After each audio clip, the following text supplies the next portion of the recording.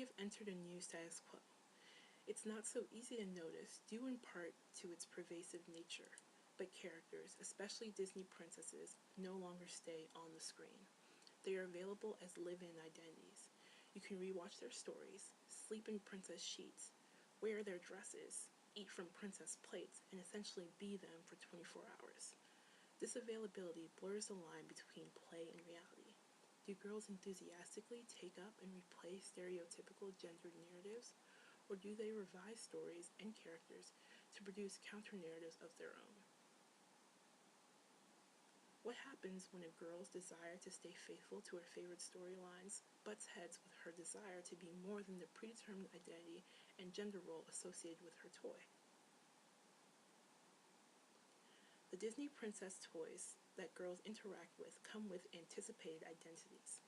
Anticipated identities are identities that have been projected for consumers and that are sedimented by manufacturers' design practices and distribution processes. The world that these toys call forth because of their sedimented identity inspires children to recite lines and replay songs that can shape their play, while conveying a narrative that influences their identity with society's beliefs about gender and childhood. In schools today, we see play decreasing as academic rigor increases. This study was done in a kindergarten classroom observing the play of some especially enthusiastic Disney fans. For this classroom, play was increased to watch what children would do as they confronted these identities in play as opposed to in a normal classroom setting. While the classroom is inherently propagated with these popular media items, play affords children the opportunity to change the narrative, to alter the character's inborn identity, and attach a new, created, play-inspired identity to them. The author concludes that the decrease of play and the decrease of opportunities for counter-narratives at this young age can cause children to completely consume the stereotypical princess identity without question. Disney and the media will not stop their marketing ploys or lessen the pervasive nature of Disney in our lives. And I'm not saying that they should. This is not the answer. Neither is removing Disney altogether from the classroom.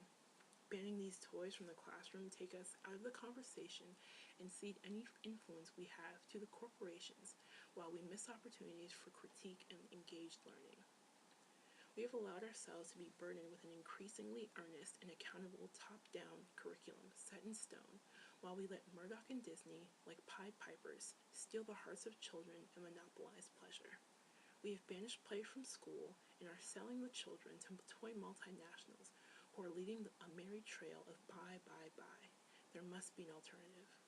This study found that dramatic play had value that went beyond what could be done through literary and traditional means alone.